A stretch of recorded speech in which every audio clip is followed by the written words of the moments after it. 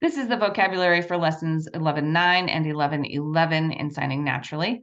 We'll start with, and some of these we've done a little before. So world is one of them. So you can either do two W's and bring your dominant hand around and then land.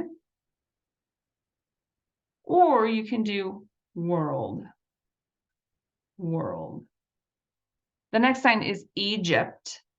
So you can either do an X on your forehead, palm facing out, or you can do a flat hand, kind of like tracing pyramids.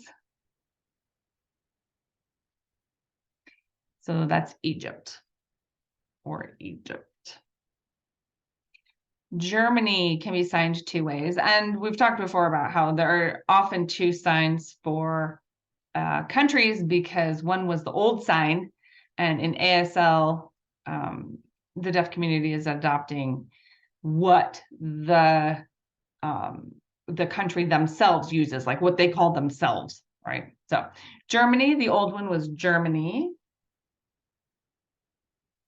Germany. All right, let's scoot back a little bit. Germany. The new sign is Germany. Australia, the old sign is a B hand shape. Australia. And then the new one is 8 hand shapes at your waist. Let's scoot back a little bit. And then you flick away from you. So that is Australia, the new way. Mexico, the old way, I'm going to suggest you don't use anymore because it's actually the same as the old sign for Spain or Spanish. So it's a little confusing.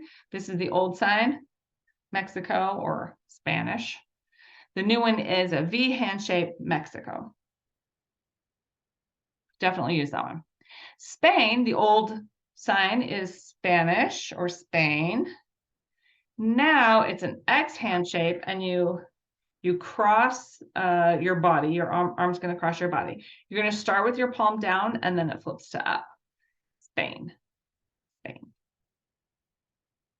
Try. The sign for try or attempt it's the same movement every time, but it can be signed with 3 different hand shapes.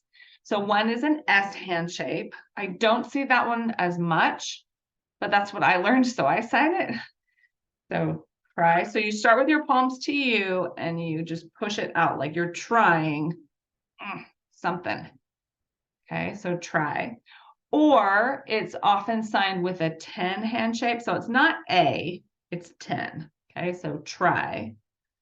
Try.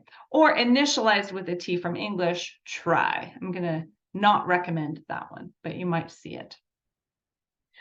Goal. So you want a 1 on your non-dominant hand. And usually I see your dominant hand touching by your eye, like your eye is on the prize, your eye is on the goal. Goal. Goal. And I keep hitting myself, but you don't have to hit your finger. Before, so dominant hand will move back towards you. Before.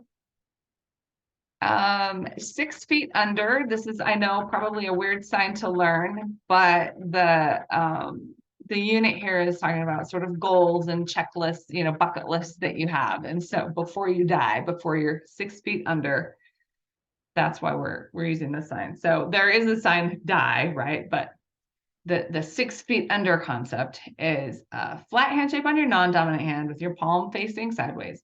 Then you want a U hand shape on your dominant hand with your palm facing down. And then you're just going to go down like you're being lowered into the grave. Sorry, but that's true. So you can see that very well. All right, so that's 6 feet under.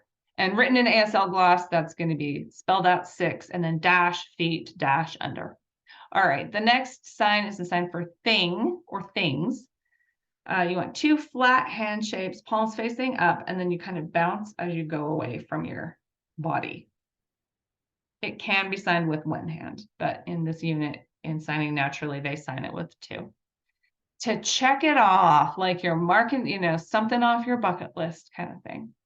So you want a closed X hand shape. So this is X, close it. Okay.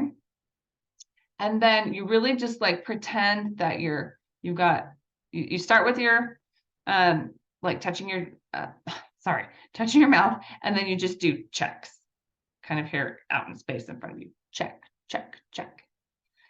Something or someone is a one hand shape kind of out far away from you.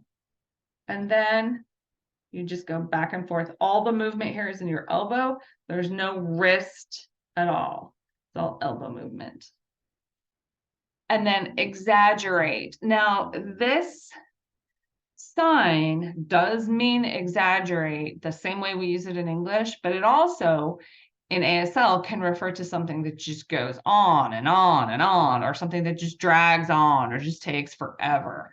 So it is exaggerate, and that's what it says in your book, but just know also like going on and on or dragging on. So you start, so these are S hand shapes. You want your dominant hand on the outside because that's going to move. Now, I'm not actually touching my chest. It probably looks like I am, but so exaggerate or like blah, blah, blah, blah, blah, dragging on and on. All right, so those are the words you need to know for lessons 11.9 and 11.11.